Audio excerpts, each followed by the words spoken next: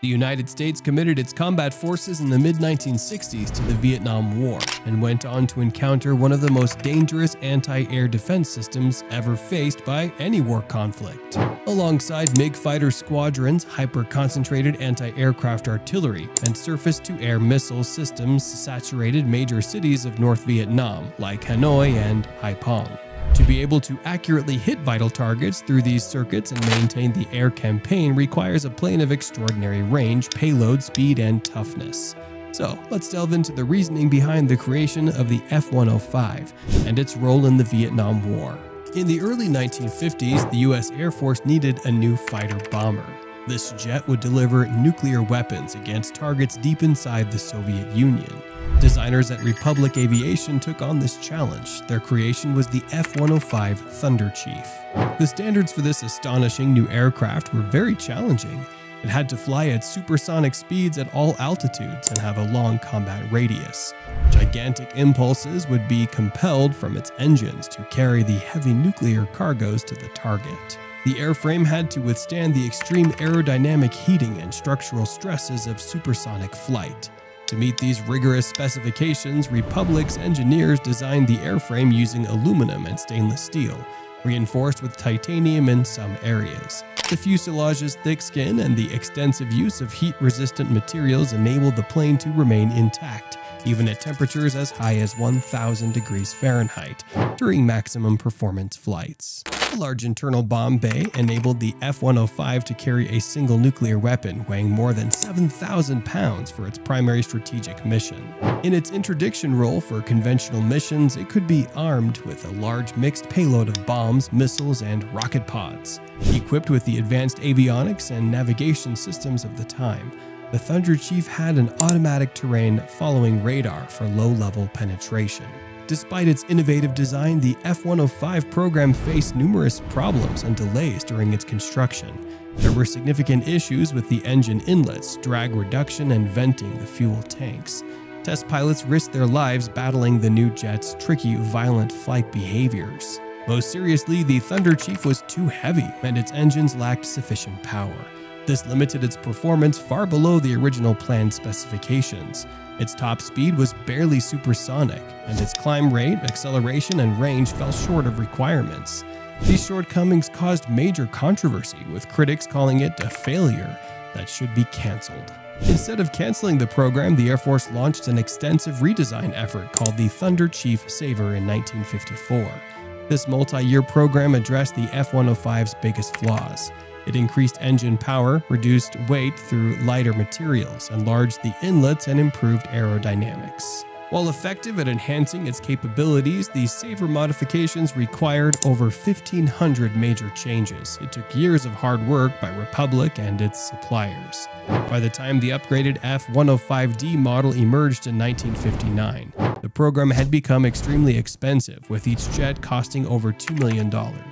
When the Vietnam conflict escalated in the mid-1960s, the Thunderchief faced its biggest test. In March 1965, the first F-105D squadrons deployed to bases in Thailand and South Vietnam. Their mission was to strike major targets deep inside North Vietnam, including ammo dumps, supply lines, bridges, airfields, and missile sites. The F-105's huge payload, long range, and low-level speed made it ideal for these dangerous penetration missions, but losses quickly mounted against North Vietnam's intense defenses. The large single-seat jets took heavy fire from anti-aircraft guns, surface-to-air missiles, and MiG fighters. A key weakness was the lack of an internal gun or modern countermeasures. Despite rising casualties, Thunderchief pilots showed incredible courage. They pressed attacks against the most heavily defended areas like Hanoi and Haiphong. Accurately placing bombs on targets like transportation hubs, factories, and military bases was crucial.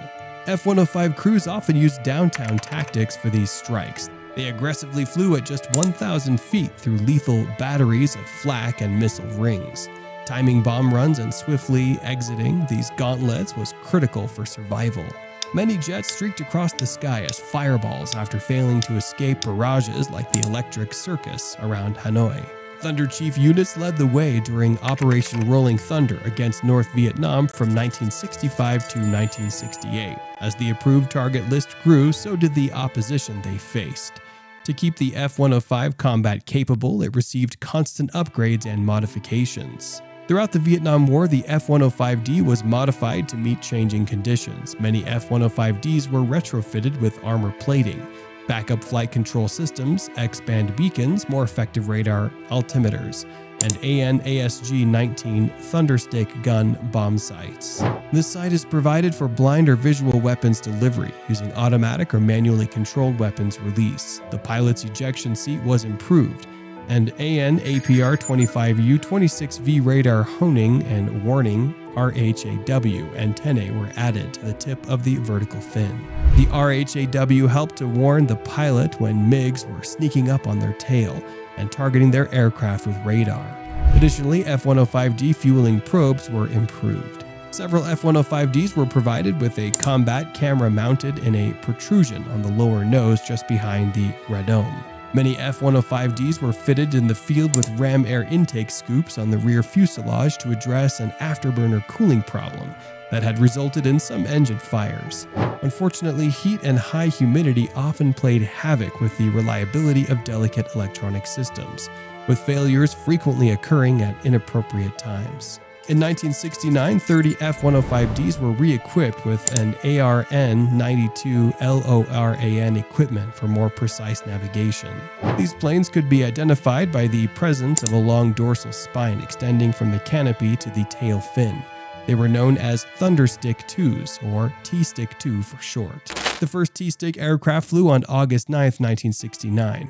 They served with the 23rd TFW in the continental US but never saw combat. Thunderchiefs in Vietnam flew more than 20,000 combat missions. 350 Thunderchiefs were lost in combat, most of them to North Vietnamese anti-aircraft fire.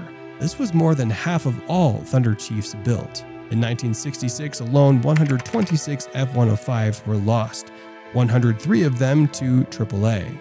At one stage between 1965 and 1968, it was calculated that an F-105 pilot had only a 75% chance of surviving 100 missions over North Vietnam.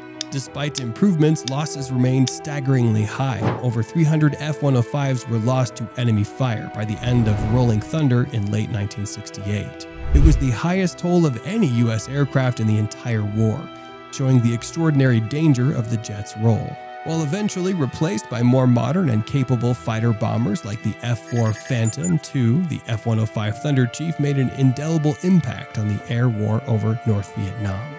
Its incredible payload capacity, resilience, and audacious low-level tactics were essential to sustaining the unrelenting bombing pressure on the North's war infrastructure and achieving key strikes against some of the most heavily defended targets in history.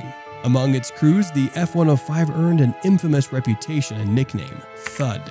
Its stubborn handling qualities, brutish performance, and violent pitch-up tendencies in certain flight conditions gave the brawny jet an extremely harsh ride. The lead sled moniker also applied to the jet's heavy weight and stall characteristics.